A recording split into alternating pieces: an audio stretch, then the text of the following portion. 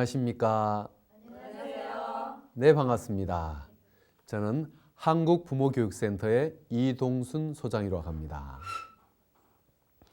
우리가 이번 강의까지는 아이들에 대해서 살펴보았습니다. 닭은 2번 태어납니다. 닭은 한 번은 알로 태어나고 한 번은 병아리로 태어나죠. 예. 닭이 알을 부화하는데 그 품고 있는 시간이 얼마 정도 걸리겠습니까? 3주입니다. 3주. 21일 동안 충분히 그 알을 따뜻하게 감싸고 있으면 알이 병아리가 되죠. 그러나 그 사이에 뭐 며칠 안 했다. 그러면 21일이 지나도 부화가 되지 않고 알이 곪아버립니다. 상해버리죠. 그 다음에는 그 알을 40일을 품고 있어도 알은 부화되지 않습니다. 그래서 병아리가 되기 위해서는 절대적인 그 따뜻한 기간, 만 3주가 필요한 것처럼 우리 아이들의 정신이 키워지기에는 만 3년의 정확한 시간이 필요합니다. 그러면 품고만 있으면은 그 계란 속에는 알아서 여러 가지 배란, 그죠? 이게 세포가 분열되면서 차곡차곡 단계를 넘어가면서 만들어지는 것처럼 아이들도 만 3년 동안 엄마가 충분히 그 아이를 품어 주었었을 때만 아이는 잘 크겠는데, 그래서 아이가 어떻다는 것을 아는 것도 참 중요합니다만은 그 닭이 왜 알을 품고 있지 않을까? 왜 그 닭이 오전만 품었다 오후만 품었다가 또 그 왜 닭이 품으면서 짜증을 낼까? 그러다 가끔씩 그 닭이 알을 쪼아버려요. 그래서 그 닭에 대해서 충분히 살펴봐야 되는 것처럼 엄마 스스로에 대해서 아는 것이 중요합니다. 우리의 양육 태도는 어디서 왔습니까? 친정 엄마가 나를 키웠었던 것처럼 똑같이 키웁니다. 재미있는 얘기를 하나 하죠. 바로 콩쥐와 팥쥐입니다. 전래동화 아시죠? 콩쥐와 팥쥐에서 모든 콩쥐와 팥쥐뿐만이 아닌 모든 동화에는 아버지가 사라졌어요. 그렇지요? 백조의 왕자 아버지 없죠? 백설공주 왕이라도 없어요. 신데렐라 없어요. 헨델과 그레텔 아버지 나오긴 해. 근데 새어머니가 애 갖다 버립시다 하면 그래 버려야지 하면서 질질질 끌려다니는 어떤 아이들을 보호할 수 없는 아버지지. 또 하나 아버지가 등장하는 곳 있어요. 심청전. 자식 등쳐먹고 사는 아버지. 자식이 부모한테 도리어 부모의 역할을 해야 되는 그 두 가지를 제외하고는 장화홍련이든 아버지가 등장하지 않습니다. 왜 그럴까요? 실제 아이가 양육함에 있어서는 아버지라는 존재는 그렇게 중요하지 않습니다. 초기 만 3년까지는. 물론 그런데 초기에 엄마가 변호사를 하고 아빠가 공무원이야. 말단 공무원이야. 근데 둘 중에 누구라도 아이를 키울 수밖에 없어. 그러면은 엄마가 일을 하고 아빠가 애를 키워야죠. 맞죠? 그거를 포기할 수 없잖아. 그러면 아빠가 아이를 3년 동안 키우면은 그 아빠가 엄마인 거예요. 중요한 것은 그 아이를 주로 키우는 그 양육자가 그 아이의 성격을 결정한다는 거죠. 돈이 많아서 조선족 아주머니를 데려다 키우면 그 아줌마가 아이의 성격을 결정하는 겁니다. 고모가 키우면 고모가 결정하는 거죠. 그러니까 엄마의 역할을 하는 사람이 중요하다는 거죠. 그런데 그 동화애들 보면은 동화에 계모만 등장해요. 친엄마는 어디를 가는지 다 사라져 버렸습니다. 왜 그럴까요? 그래야 재밌으니까. 고모를 만났을 때도 고모가 우리 엄마라면 더 좋았을 텐데 이모가 엄마였었다면 얼마나 행복할까 할 때 우리 엄마가 계모가 분명해요. 그것은 뭐냐면은 엄마가 아이를 사랑하지만 아이가 엄마가 날 사랑하는 것을 못 느낀다면 아이 입장에서 엄마가 계모처럼 느껴진다는 거예요. 모든 동화에 나오는 계모들은 계모가 아니라 아이 입장에서 계모처럼 보일 뿐이에요. 거기에 배다른 동생도 있고 배다른 언니도 있죠. 그렇죠? 팥쥐도 그렇고 뭐 여러 많잖아요. 정말로 배다른 형제일까요? 아니요. 왜 그럴까요? 형제 간에 비교가 심하고 질투가 심하고 싸움이 심하니까 저게 내 동생이면 저럴 수가 없어. 언니는 그럴 수 없어. 라고 애 입장에서 쟤는 저 엄마고 아빠는 우리 아빠고 기억나시죠? 어릴 때. 그래서 동화에는 계모와 아빠가 등장하지 않습니다. 계모만 등장하고 아빠는 등장하지 않아요. 역시 콩쥐팥쥐에도. 콩쥐팥쥐 얘기 기억하시죠? 그 얘기와 비슷한 얘기가 또 하나 있죠. 서양판 콩쥐팥쥐 신데렐라죠. 신데렐라 얘기는 얘기하지 않아도 다 알고 있습니다. 자, 이 두 가지 얘기가 닮았어요. 똑같은 겁니다. 여기에서 신데렐라가 지금부터 몇 년 전인가 모르겠습니다만은 저희 센터에 상담을 왔습니다.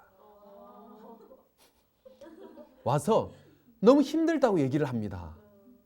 참 당황스러웠죠. 왜냐하면 모든 동화에는 잘 살아, 결혼해서 잘 살았다 끝! 그 다음 얘기가 진행되지 않는데 상담실을 오다니. 그래서 신데렐라에게 물었습니다. 무엇 때문에 오셨습니까?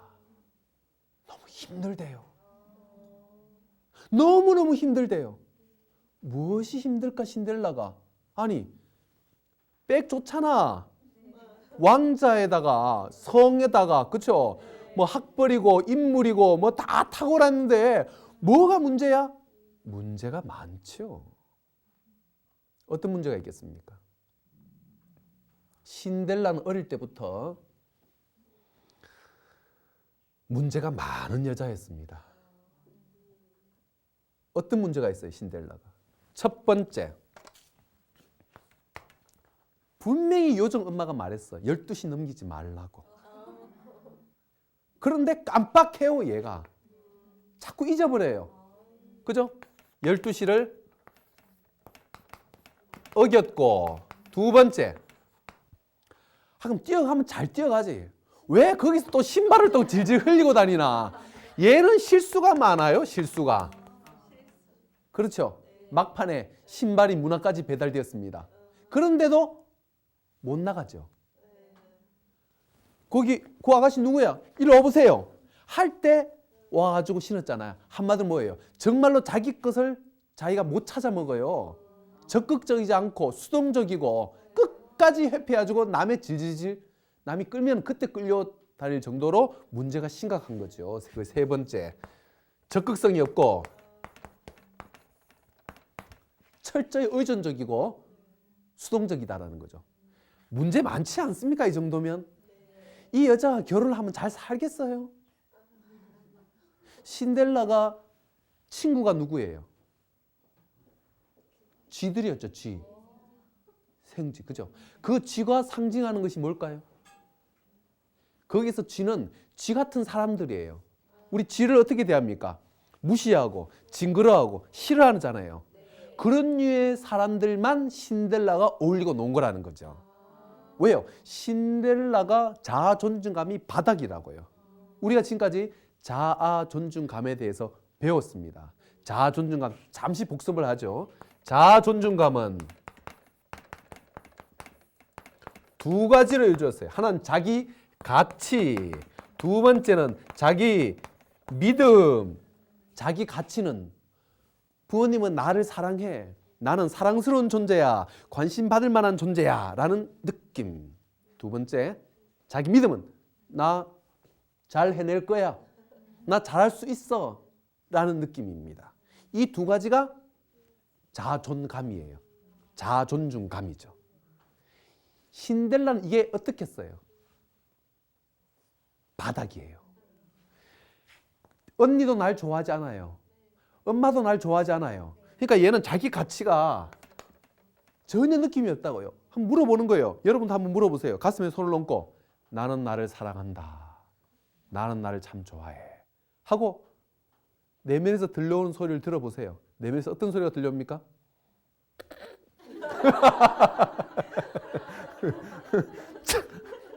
아이고 웃기셔 하면서 마음속에서 이렇게 빈정거리거나 아니면 아무 느낌이 안 올 수도 있어요. 그건 뭐죠? 호응하지 않는다는 거예요. 그러니까 남하고 비교 안 해도 내가 나를 어떻게 생각하냐. 그게 자아 존중감 중에서 자기 가치예요. 신데렐라는 그게 꽝입니다. 자기 믿음은 어떻게 만들어진다고 우리가 배웠습니다. 아이가 스스로 탐험하게끔 허용하고 아이가 한 것을 가져오면 야 네가 그걸 냈어. 멋진 생각이다. 목소리 참 좋은데 너 씩씩하게 걷는구나. 그걸 진짜 네가 원하는 거야. 좋은 생각이야. 하는 말을 듣고 아이가 내가 좀 잘하지. 자 그래요. 그죠? 근데 늘 잔소리만 들은 구박만 받은 신데렐라가 자아 존중감 중에서 믿음이 있겠어요? 자기 자신에 대한? 거의 바닥입니다. 그러니까 신데렐라가 이것이 바닥일 때 어울리는 사람들이 누구? 쥐들이라고 해요. 현실의 관계가 그런 상황에서 신데렐라는 무엇만 생각합니까? 누가 이 어려운 상황에서 나를 짠 하고 구원해 주길 원해요. 왜? 현실의 엄마는 계모잖아. 언니들하고도 맨날 안 좋아. 내가 어울리는 건 쥐 같은 류의 남들 다 싫어하는 류의 사람들만 사겨. 여기서 벗어나는 길은 없을까? 바로 그때 짠 하고 나타난 사람이 있으니 누굽니까? 아니지. 요정. 요정이 나타났잖아. 요정 엄마지요. 그렇죠? 그 엄마는 모든 것을 완벽하게 해주는 옷? 알았어. 뿅! 마차? 칙! 마차가 나오고 갑자기 탁 해주는 그런 엄마를 원해요. 자, 이것이 신데렐라가 가지고 있는 분열적인 상태입니다. 현실의 관계는 계모와 또 나를 구박하는 언니들, 그 다음에 사귄 사람들은 쥐들이에요. 다 안 좋아해. 그렇죠? 그런데 그 사람이 원하는 건 뭐예요? 요정처럼 완벽하게 뭔가를 해주기를 원한다고요. 결혼이 어떤 남자가 어떤 엄마가 완벽하게 짠하고 해주기를 그랬는데 이 여성에게 이 엄마가 나타났어요. 그래서 도움을 받았다고. 이게 로또인지 뭔지는 알 수 없어요. 갑자기 장학금이 왔는지. 그런데 그 옷을 입고 그 마차를 타도 신데렐라의 아까 그 습관이 없어지냐는 거예요. 안 없어져요. 실수는 계속 연발하고 있죠. 하다가 시계 하면 또 질질 흘리고 있잖아요. 자기 밥그릇 자기가 못 챙기는 그 습관은 그대로 있다고요. 그 여성이 결혼했었을 때 왕궁에 들어가서 행복하게 살까요? 못 살죠. 살기가 아주 어려웠을 겁니다. 어떤 어려움이 있었을까요? 첫 번째, 신데렐라는 남자를 본 적이 없어요. 아버지가 사라졌잖아. 그 아버지가 사업을 해서 갔든 죽었든 이혼했던 어떤 이유 간에 아버지가 존재하지 않아요. 근데 요즘도 그래요. 남편이 일주일에 며칠 도우십니까? 일찍 들어온 날이 며칠이에요. 하루 이틀 정도밖에 안 돼요. 그렇죠? 특히 뭐 자영업 한다. 오후에 나와서 밤에 2, 3시 들어오면 애들이 아빠 얼굴을 보지 못하기 때문에 아빠는 없는 존재라고 해요. 그런 상황이라면 남자하고 나눠본 적이 없는 거죠. 특히 여성들 같은 경우에는 태어나서 만 3세에서 5세까지를 에디퍼스 갈등기라 그래요. 그때 아빠하고 충분히 놀면은 아빠를 너무 좋아하게 되겠죠. 그럼 그 좋아하는 아빠상이 그 사람에게 하나의 이성상이 되는 거예요. 남성상이 되어요. 그리고 그것이 그 사람이 20대가 넘어가면 사랑하고 싶고 만나고 싶고 하는 감정을 불러일으키는데 그 사람이 어릴 때 3세에서 5세 그러니까 유치원 다닐 때 아빠를 별로 좋아하지 않았어요. 그러면 사춘기가 넘어서 20, 30대 돼도 남자에 대해서 마음이 없어요. 결혼 생각도 없어요. 왜? 필요성을 못 느끼는 거죠. 왜? 그 사람 마음속에 남자상이 없는 거예요. 그래서 초기에 아빠상이 없어버리면은 남자를 만날 때 이 남자가 어떻게 대화를 해야 되는지 무슨 얘기를 해야 되는지 남자에서 모르니까 여자와 남자의 차이를 하나도 몰라요. 남자 여자가 얼마나 차이가 많습니까? 많지요. 운전부터 모든 것이 달라요. 완전히 딴 사람이죠. 그 어떤 책에 의하면 화성 남자, 금성 여자라는 것처럼 다른데 신데렐라는 어렸다. 그래서 남편과 계속 부딪혔을 것이고, 그 다음에 성관계를 지가 해봤겠어요? 밤마다 남편이 막 들어올 때 신데렐라가 막 기겁을 했을 겁니다. 그렇죠? 신데렐라는 출신이 뭐예요? 비천하지 않습니까? 그런데 그 왕궁에는 어떤 애들이 있어요? 다 스카이. 그죠? 서울대, 연대, 고대 나온 사람들이 후작백작, 그죠? 남작, 그죠? 자작하면서 얘기를 해도, 그죠? 아, 요즘 경제 상황이 어떻습니까? 뭐 이런 상황들, 그죠? 그런 얘기를 할 거잖아요. 그럼 신데렐라 느낌이 어떻겠어요? 도저히 무슨 말인지 알아듣지도 못하고 관심사도 다르고 그 사람들이 가지고 있는 배경이 위축되는 거야. 내가 아무리 거기서 왕자의 부인이라 하더라도 위축되고 주눅드는 거죠. 그걸 견딜 수 있겠습니까? 얘는 누구하고 만날 때 속 편해요? 쥐들. 그죠? 근데 이 사람이 쥐를 어떻게 대했습니까? 하인시켜 먹었거든, 쥐들을. 이게 신데렐라의 문제점이에요. 자기가 계모나 언니한테 그렇게 당했으면서 내보다 약자 안 된 쥐들을 엄마가 날 대했던 것처럼 얘도 또 그렇게 대하는 거예요. 이게 악순환이야. 그러니까 한마디로 강자 안 된 약하고 약자 안 된 강한 것이 신데렐라 속에 있는 거죠. 그러니까 쥐들을 종 취급하면서 함부로 막대하면서 본인 속에 있는 실수나 적극적이지 못하고 수동적인 것은 그대로 있으면서 왕자를 만났다고 한들, 요정이 도왔다고 한들 이 사람 팔자가 고쳐지겠냐는 거예요. 안 고쳐지죠.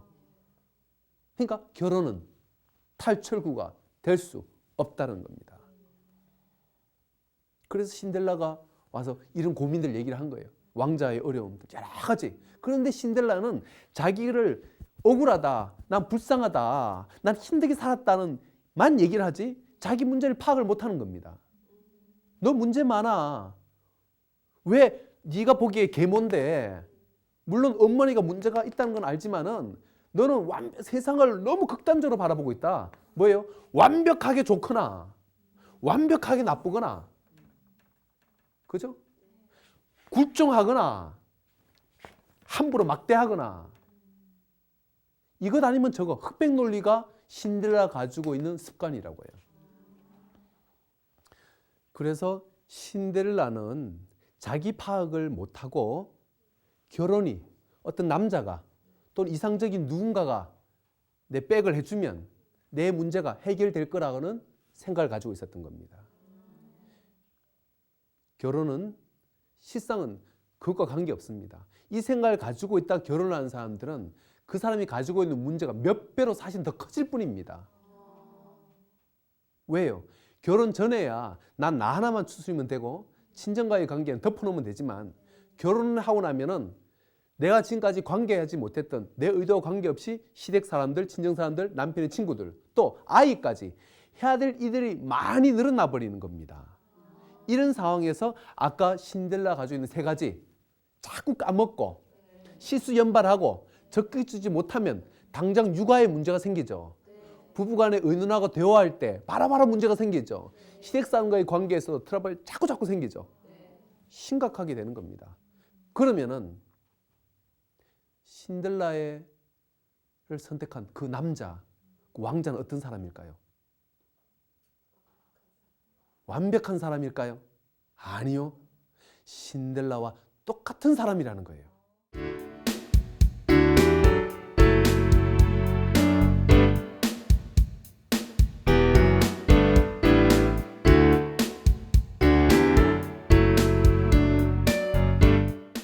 여러분은 본 적이 없지만 그때 제가 신데렐라를 만나고 나서 잠시 기다려라 하고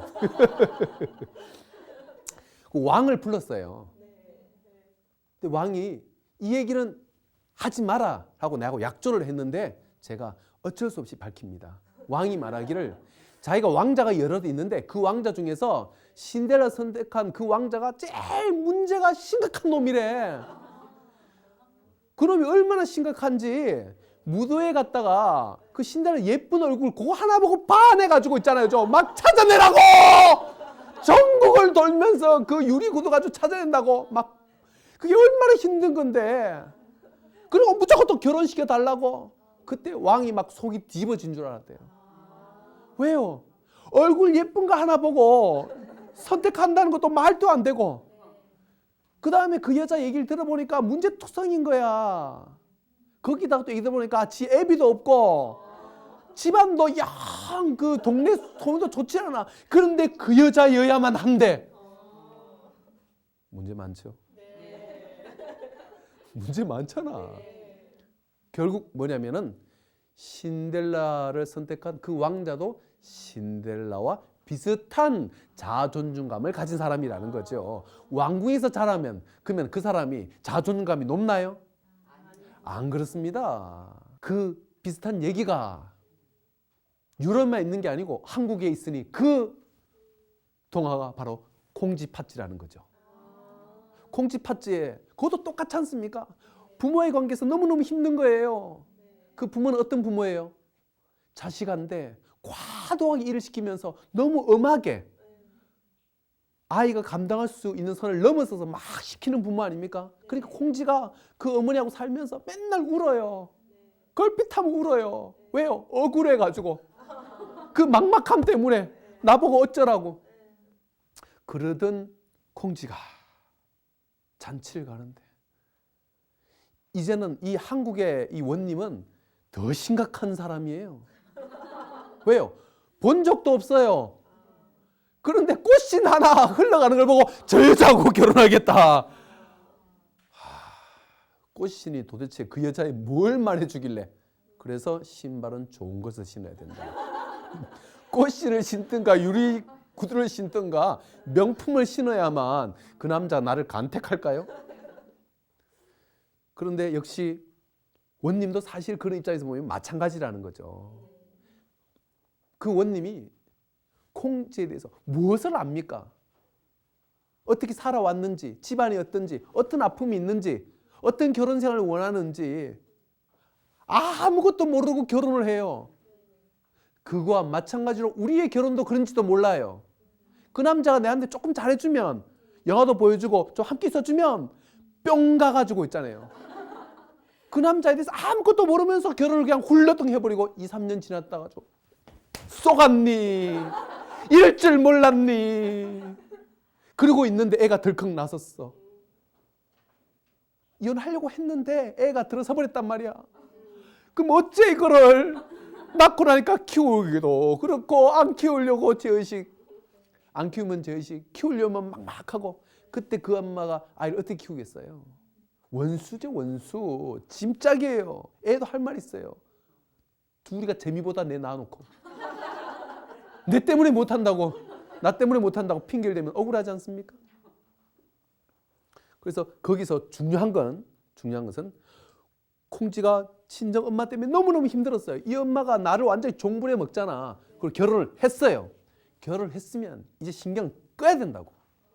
그런데 콩쥐가 엄마가 저수지 나오라니까 저수지에 나가요. 그리고 엄마가 얘를 죽여보려고 그래요. 그 질투심에.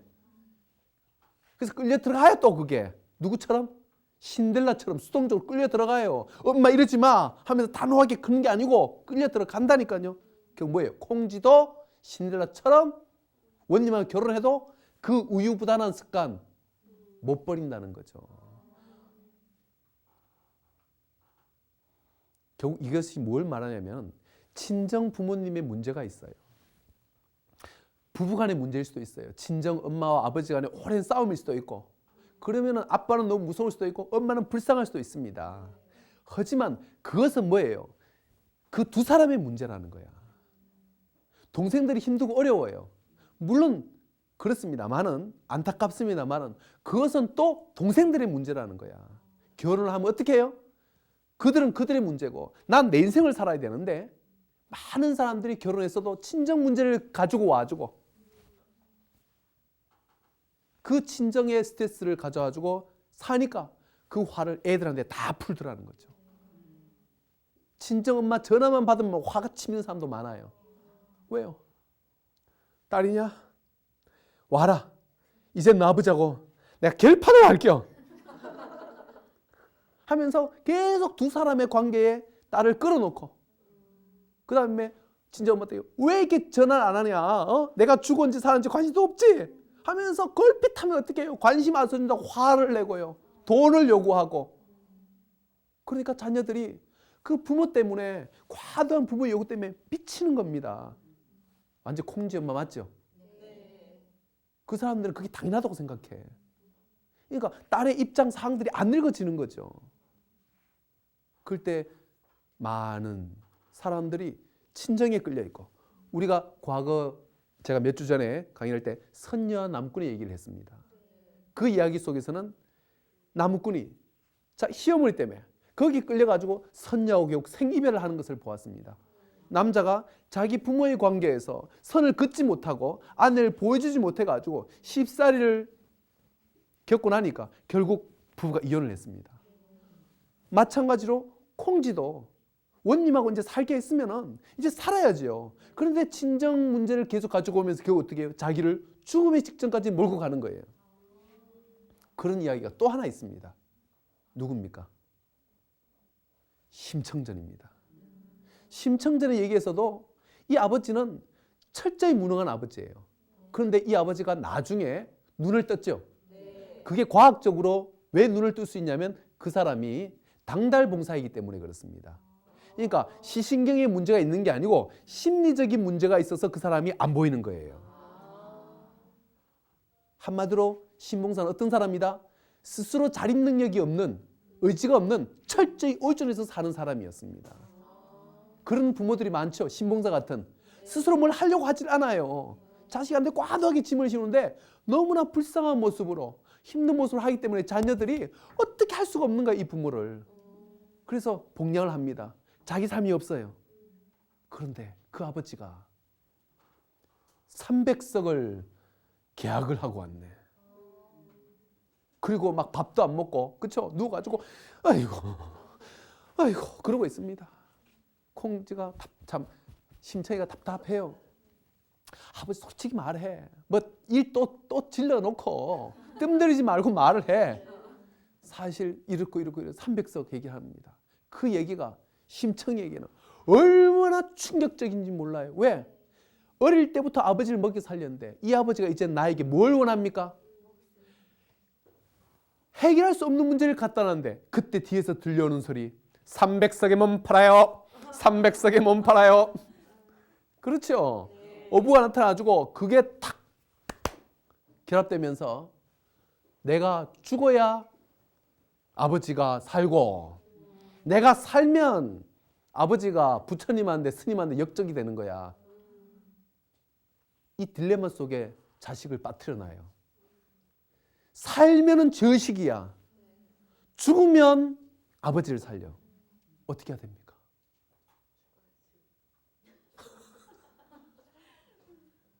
계속 자녀로 하여금 이 갈등 속에 하는 거예요. 그러니까 내가 내 삶을 살면은 죄의식을 느껴야 돼. 내가 내 인생을 살아가면 내 직장을 멀리 가겠습니다. 내가 그쪽에 일하고 싶은 곳이 있어요. 집을 떠나려면 가지 마라. 네가 떠나면 내 보고 어떻게 살라고. 난 네 없으면 못 산다. 내가 너 아버지 때문에 너무너무 힘든데 네마저 없으면 난 어떡하라고. 엄마가 막 바지를 부에 잡으면 자식이 못 떠나요. 그렇죠? 뭘 하고 싶어도 다른 집 안 가지만 여기서 대학 다녀. 여기서 대학 다녀. 어딜 가. 눈앞에 안 보면 내가 힘들어 안 돼. 계속 전화해 대면서 자기 삶을 못 살게 만드는 거예요. 그런데 심청이는 몸을 던졌어요. 그래. 던졌어. 이거는 자식이 부모한테 줄 수 있는 최고의 희생이에요. 그렇죠? 자, 착한 아이는 여러 나오죠.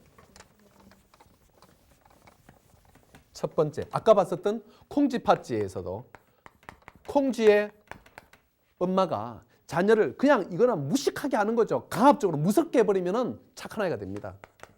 맞습니까? 또 두 번째, 심청이 아버지처럼 어떻게 해요? 아주 불쌍하게 철저히 의존해버리는 거예요. 독립하거나 자기 삶을 살면 무슨 큰 죄를 들고 아주 못된 불효녀가 되는 느낌을 만들어버리는 거죠. 그래도 착한 아이가 돼요. 맞습니까? 세 번째, 우리가 옛날에 했던 선녀 나무꾼에 나오는 나무꾼의 엄마처럼 자녀에게 과도하게 헌신적으로 자녀만 바라보고 자녀한테 그냥 들러붙어 사는 거예요. 너만 바라보고. 그러면은 나무꾼이 선녀를 떠나버리고 엄마를 포기해요. 착한 나무꾼이죠. 부모가 과도하게 헌신적이어도 착한 아이가 된다고요. 이 착한 아이들은 어떤 아이들입니까? 병든 아이들입니다. 병든 아이예요. 이 착한 아이는 어떤 착한 아이예요? 속에 분노가 가득한 아이, 그렇죠? 억압돼 있잖아. 엄마가 무서워요. 이렇게 엄마 큰 소리로 팔컥팔컥팔컥 하는 집에서 큰 사람들은 나이가 들어도요. 다른 사람이 언성만 높여줘도요. 몸이 막 쪼여들고요. 내 말을 못하고 버버버거리고 힘들고 무서워요. 언성만 높여줘도 얼마나 빨리 자기가 위축된지 몰라요. 남 눈치 보고. 그죠? 심청이가 잘 살 수가 없다니까. 그러니까 그 습관이 결혼해도 엄마한테 끌려다니는 거지. 심청이. 얘는요. 자기가 없어요. 자기 삶이 없다니까요. 연애를 해봤어요. 오로지 생존과 그죠? 아빠 하잖아요. 내가 없인데 이 사람이 왕궁에 가서 잘 살까요? 역시 왕궁에 가서도 아빠 생각밖에 없는 거죠. 왜? 어릴 때부터 습관이 됐기 때문에 그렇게 사는 거야. 얘 엄마와 같이 살았잖아. 그러니까 엄마가 붙어 있어야 되는 거예요. 선녀가 왜 날아갔어요? 시어머니 등살에 미쳐가지고 분갈을 해버린 거죠. 그래서 두레박 타고 올라갔잖아. 근데 왜 내려와? 분가고 있는데 또 엄마 생각이 나는 거야. 그럼 갔다 와라. 내리지만 말고. 근데 말 또 내려. 뭐예요? 결국 자기 엄마한테서 분리가 안 되는 거죠. 탯줄이 안 끊어져요. 결국 얘도 뭐예요? 계속 엄마 말에 휘둘리는 거죠. 남자가 질질질 끌려다니는 거예요. 여러분은 아이들 이런 착한 아이로 키우고 싶습니까? 착한 아이로 만들기 아주 간단하죠. 스텝 1 아이를 쥐잡듯이 잡아라. 스텝 2 아예 불쌍해가지고 아이를 방치하면서 불쌍하고 힘들고 아픈 모습만 계속 보여라. 스텝 3 너밖에 하면서 헌신적으로 해라. 그러면 자녀가 자기 삶을 포기하고 자율성을 포기하고 부모한테 맞추어 살 겁니다. 우린 다 착한 아이를 원해요. 자, 이 세 가지 이야기에서 아까 제가 말씀드렸던 네 번째 신델라, 그렇죠? 얘도 신델라는 콩쥐과죠. 그 비슷하니까 별 차이가 없습니다. 이 세 개가 이 사람들이 하나같이 결혼을 했긴 했어요. 그러나 그 결혼 생활이 결코 순탄할 수 없다는 거예요. 어린 시절에 부모와의 관계 경험은 결혼해서도 그대로 반복됩니다. 원님을 만났든 왕비가 되었든 그죠? 선녀를 만났든 그 왕자가 원님이 선녀가 내 인생 문제를 해결해 주냐고 해결해 주지 않습니다. 이것이 바로 우리가 가지고 있는 정말로 직면해야 할 거예요. 그래서 우리가 사랑에 대해서 얘기를 할 때 주는 사람이 아무리 사랑을 줘도 받는 사람이 받은 적이 없다면 사랑은 준 게 아니야. 사랑을 주려면 그 사람을 알아야 돼요. 제가 옛날에 사자와 소의 우화를 얘기한 적이 있습니다. 소가 사자를 초대하고 사자도 소를 초대했는데 소는 건초를 준비해 놓고 사자는 고기를 준비해 놨어요. 둘 다 스트레스를 받아서 화가 났죠. 이 비슷한 얘기가 어떤 얘기가 있습니까? 여우와 학의 이야기가 있죠. 음식을 했는데 그들은 뭘 놓치고 있어요? 상대를 보면서 상대에 대해서 모르는 겁니다. 걔가 나하고 부리가 다르다는 것이 이빨이 다르다는 것이 저번에 걔가 건초를 먹었다는 사실을 모르는 거죠. 그리고 또 뭘 몰라요? 나에 대해서 모르는 거예요. 그래서 아이를 정말로 사랑하시려면 아이를 알아야 돼. 하지만 두 번째, 나를 알아야 된다고. 많은 사람들이 부모 교육을 받습니다. 아이 메시지를 쓰세요. 칭찬을 하세요. 공감을 하세요. 일관성을 가지세요. 화를 내지 마세요. 모범을 보이세요. 아이의 IQ, EQ를 어떻게 하세요? 많이 나오지만 그게 결국 그때뿐이고 안 되거든요. 왜 그럴까요? 내 파악이 안 되는 거죠. 내가 자기는 그냥 평범하다고 생각해요. 그게 착각인 거죠. 세상에 평범한 사람은 아무도 없어요. 다들 특별하다고. 그런데 나는 어떤 친정의 엄마 아빠가 맨날 싸우는 거야. 부딪히고 엄마도 앉아. 언성이 높으니까 자식들이 또 아이 아빠 왜 그래? 하면서 소리 지르면서 있잖아요. 이 집에서 뭐냐면 얘기를 안 하면 손해다. 얘기를 안 하면 아무도 모른다. 무시당한다. 그래서 막 언성 높이는 것에 익숙해진 여성이 한 명 있어요. 그 다음에 어떤 남자는 어릴 때 엄마 아빠 싸우는 게 너무너무 싫은 거야. 막 싸우면 막 공포가 막 질리고 엄마는 뭐 얘기할 때마다 막 속 얘기하는데 아빠 그걸 안 받아주니까 과거 얘기 다 끄집어내고 하고 있잖아요. 그래서 싸움 막 더 커지고 그런 걸 경험했습니다. 그 사람은 생각하는 거예요. 한 사람이 참으면 되는데 속 얘기 저 해봤자 저 될 것도 아닌데 왜 그냥 괜히 얘기를 해가지고 저렇게 분란을 만드나. 그렇게 생각하던 것이 세월이 흘러서 그 사람 마음속에 참아야 된다 라고 결정을 했는지도 몰라. 그런데 이 두 사람이 연인 때 만났는데 반하는 거예요. 왜요? 이 사람은 자기 편을 잘 못하지. 이 남자는. 그죠? 위축돼 있고. 그런데 저 여자를 보니까 저 여자는 어때요? 할 말 다 하는 거야. 김 부장한 데도 있잖아요. 아, 부장님 그러면 안 되죠. 이렇게 해주세요. 저 자신감, 저 적극성, 저 명랑함에 뿅 하고 반하는 거야. 근데 여자 입장에서 그 남자를 보면 어때요? 참 사람이 무던한 거야. 웬만하면 잘 참고 잘 맞추고. 그렇죠? 저 사람은 일하는 사람 중에서 부딪히가 큰일 나는 사람이 별로 없어. 자기도 자기 생각하면 어떻게 해요? 내 성격이 너무 더러워가지고 너무 극단적이가지고 나도 내가 힘들거든. 자꾸 사람들하고 부딪히니까 싸움꾼이 되고 나도 싸움닭이 돼가지고 나도 미치겠어. 그때 저 인격 하면서 그 사람한테 반할지도 몰라. 둘이가 결혼했거든.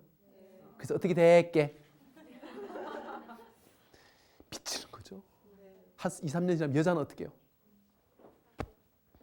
말을 해. 그렇죠. 그리고 여자는 어떻게 해요? 사소한 것에 대해서도 아주 크게 반응하는 거야. 뭐 아씨 하면서 욕도 하고 막 하는 거예요. 하지만 그 여자는 그렇게 해놓고도 좀 한 시간 있다가 여보 뭐 먹을래? 밥 먹으러 하자 이래요. 그럼 남자는 아니 조금씩까지 싸워놓고 막 죽이니 사니 해놓고 진짜 당황스럽고 뻥 찌고 그 여자가 어떻게 해요? 막 괴물처럼 느껴지겠죠. 그러나 여자 입장에서 왜 그래요? 집에서 그랬거든. 싸우고 있잖아요. 뭘까? 이러고 넘어가고 있잖아요. 그렇게 했었다고요. 뭐 미안해요. 그런 것도 없죠. 그죠? 소리 지르놓고 다음에 자 하고 털어버렸다고. 소리 지르는 게 익숙해졌기 때문에 그게 문제가 아니죠.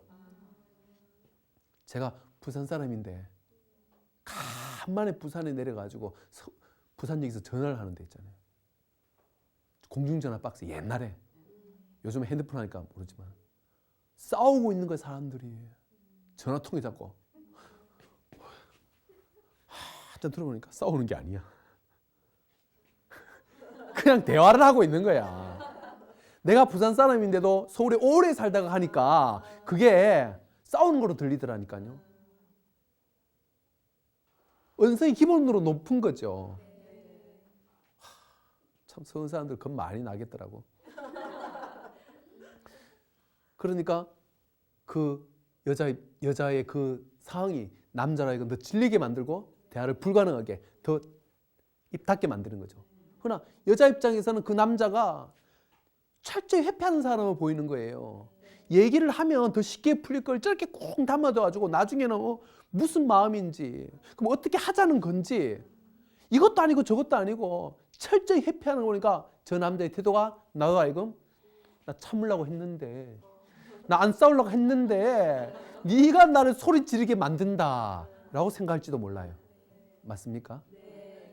그래서 그 사람이 그 남편이 어떤 어린 시절을 보냈는지를 파악하지 못하면 또 내가 친정에서 이렇게 건당해서 파악하지 못하면 계속 부부간에 부딪히는 거예요. 그죠? 자기 파악이 안 되는. 이 여자는 자기가 특별한 집안에서 컸다는 것을 몰라요. 그래서 자기 파악을 해야 됩니다. 콩쥐도 자기 파악을 해야 됩니다. 내가 대단히 강압적인 집안에서 커서 내 속에 분노와 좌절과 강한 사람에게 위축되어 있다는 것을 파악을 해야 돼요. 남들은 콩쥐를 보고 얘기를 해요. 얼굴 예쁘고 얼마나 순종 잘해요. 일 무수히처럼 열심히 하잖아. 그래서 남들은 아무런 문제가 없다라고 얘기를 합니다. 효행상을 주고 난리예요. 효행상의 내용이 뭔지 아시죠? 자기의 인생을 포기하고 부모를 위해서 젊음을 바쳤길래 당신의 인생을 포기한 대가로 이 상장을 수여함. 뭐 그런 건지도 몰라. 자기 삶이 없어요. 난 효부상을 받은 많은 사람들 개인적으로 만나보면요. 화가 꽉 차 있어요. 그런데 그 효부상을 받았다는 그 사람들, 그들의 부모들 보면요. 그 부모들이 소통불능 사람들이에요. 그 자녀의 감정과 입장을 전혀 못 읽는 한마디로 애 같은 사람들이 대부분입니다. 어른아이, 심리적으로 성장되지 못해서 그 며느리한테 자녀한테 뭡니까? 부모 역할을 요구하는 사람들이에요. 그들이 요구하는 것도 어떻게 해요? 거의 무수히처럼 종처럼 생각도 없어야 돼요. 감정도 없어야 돼요. 그냥 시키면 네 해야 돼요. 그의 인격을 무시해버린다고요. 그리고 그렇게 시키면 착하다고 좋아해요. 그들이 며느리를 사랑하는 겁니까? 그건 섬찟한 거예요. 한 사람의 인생을, 인간성을 말살시키는 행위예요. 그렇죠. 네. 그래서 헌신적인 것의 내용도 파악을 해야 되는 거죠. 정말로 헌신이냐, 정말로 효도가 알 수 없다. 그래서 젊음은 자기 자신을 위해 살아야 돼요. 부모들도 그 사람이 20살이 넘으면 그의 인생을 살게끔 제발 놔둬야 된다고요. 그렇죠. 그런데 우리는 이제 결혼을 했습니다.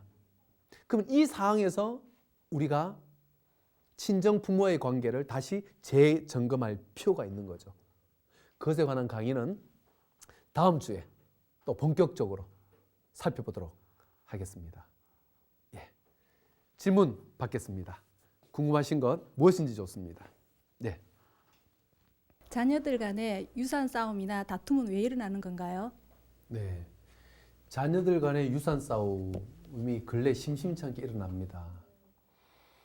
자녀들이 왜 이렇게 물질에 매달리고 또 부모들 또한 늙어서 돈을 넘기면 안 된다. 돈을 잡고 있어야 힘이 있다라고 하는 것은 그들이 정신적인 관계에 부모와의 관계에 경험이 없기 때문에 그렇습니다. 그 사람들은 부모의 관계에서 진정한 사랑을 어쩌면 받아보지 못했을 수도 있고 또 정신적인 깊은 관계로 체험 자체를 해보지 못할 수도 있습니다. 자아 존중감이 만들어지지 않으면 그러면 이것을 대체할 것을 사람들은 만들게 돼요. 내가 사랑받을 만한 가치가 있다는 느낌이 없으면 대체로 백으로 보통은 돈을 그 대체물로 삼습니다. 내가 나 자신에 대한 믿음이 없어요. 잘 거란 믿음이 없어요. 제일 만만한 것이 돈이에요. 그럼 돈에 매달리는 거죠. 근데 자아 존중감이 높은 자식들이라면 그렇게 유산 싸움을 하지 않고 부모가 원하신 대로 충분히 쓰시게끔 하고 형제들 간에도 결국 자기 인생을 자기가 책임지는 것이 낫지 않느냐라고 돌아가겠죠. 형제간의 다툼 얘기했습니다. 그것은 어릴 때 유치원 때부터 초등학교 또 나이 들어도 형제간의 다툼은 끊임없이 있을 수 있어요. 모든 형제간의 싸움의 원인 90% 이상은 부모의 차별입니다. 그 부모는 차별하지 않는다고 생각합니다. 그러나 받는 입장에서 차별이라 느끼면 차별인 거죠. 그럼 어떤 차별이 있을까요? 큰아이를 충분히 사랑하지 못할 때 아이는 부모한테 받는 스트레스를 동생한테 풀죠. 그게 싸움이 일어납니다. 부모가 부모 역할을 하지 못했었을 때 형이 과도하게 부모 노릇을 하죠. 그런데 스킨십, 공감, 칭찬에 제대로 된 사랑을 받지 못했기 때문에 그들이 동생을 대하는 방식은 폭력이거나 잔소리거나 과도한 간섭, 명령식으로 받아들이니까 그건 트러블이 일어나기 마련입니다. 두 번째, 둘째를 편애했었을 때 둘째가 부모님의 백을 믿고 계속 형과 맞받아치려고 합니다. 맞짱을 뜨죠. 맞먹으려고. 그러면 형 입장에서 화가 나죠. 그러나 제대로 사랑을 받지 않은 형을 동생이 봤을 때는 나이만 많지 저 인격적으로 성숙하다는 윗사람의 느낌이 들지 않아요. 그러니까 얘는 계속 무시하고 드는 겁니다. 그것이 형제 싸움의 대부분의 이유입니다. 네. 다음 질문 받겠습니다. 네.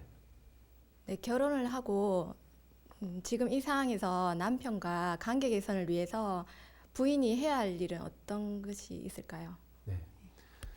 지금 이제 우리 방청객도 그렇고 또 우리 시청자분들도 그렇겠지만 지금 내가 결혼한 상황입니다. 내가 그 왕자와 결혼했는지도 몰라요. 겉은 왕자였는데 내부로 들어가 보니까 어른아이야. 겉은 나무꾼이라서 착한 줄 알았더니만 사실은 어떻게 해요? 자기 줏대가 없는 선택권이 없는 우유부단함을 가지고 있을 수 있어요. 자, 그 사람이 그런 문제가 보인다는 것은 바로 내가 그렇다는 말이기도 합니다. 왜냐하면 우리가 사람을 선택할 때 비슷한 자아 존중감을 가진 사람을 선택하게 돼 있습니다. 겉으로 보이기에 왕자고 겉으로 보이기에 신데렐라일 뿐 실제 심리는 동일하다는 거죠. 그것은 학벌과 관계가 없고 집안 경제력이나 가문과 관계가 없습니다. 우리가 동화에서 그걸 볼 수 있지 않습니까? 그래서 일단 부인이 자기 자신의 자아 존중감을 높이기 위해서 집중하는 것이 필요합니다. 그러면 일단 내가 의욕이 있어야 돼요. 그 의욕은 어디서 나오냐면 내가 사랑받을 만한 사람이다 라는 느낌을 충분히 느꼈을 때 그게 오는데 남편이 그걸 지금 해줄 수가 없거든요. 아이들도 그걸 해줄 수가 없고 친전의 시댁도 해줄 수가 없어요. 그러면 내가 나를 사랑하면 됩니다. 방법이 뭘까요? 일단 내가 나에게 잔소리하는 것을 들어보세요. 끊임없이 자기 독백으로 자기한테 화풀이하고 잔소리하고 나는 안 돼. 내가 그럴 줄 알았어. 어떻게 해? 하면서 계속 걱정과 잔소리로 살고 있는지 몰라요. 그것은 습관적 자기 비하입니다. 그 습관을 고쳐야 될 것이고 그 다음에 자기 자신을 칭찬하는 것도 연습을 해야 돼요. 하루에 한 5개씩 메모지를 준비해서 자기가 저녁 때 몇 가지 칭찬했는지를 적어보는 거죠. 의도적으로 해야 돼요. 근데 이거 쉽지 않습니다. 끊임없이 자기를 칭찬할 것, 해볼 것. 그 다음에 내가 해보지 않은 것을 도전하면서 내가 괜찮다는 느낌을 경험해야 돼요. 그래서 이제 도움이 될 만한 책이 이유 없이 행복하라는 책이 있습니다. 그게 그런 방법들이 상당히 많이 나와 있습니다. 그리고 그 현경이라는 분이 쓴 미래에서 온 편지, 거기서도 여성이 자기 자신을 사랑하는, 개발하는 많은 방법들이 나와 있습니다. 그래서 일단 남편이 어떻게 해주기를 하지 말고 자기 자신이 자기 자신을 다시 키우십시오. 해결 방안입니다. 예, 장시간 수고 많으셨습니다. 감사합니다.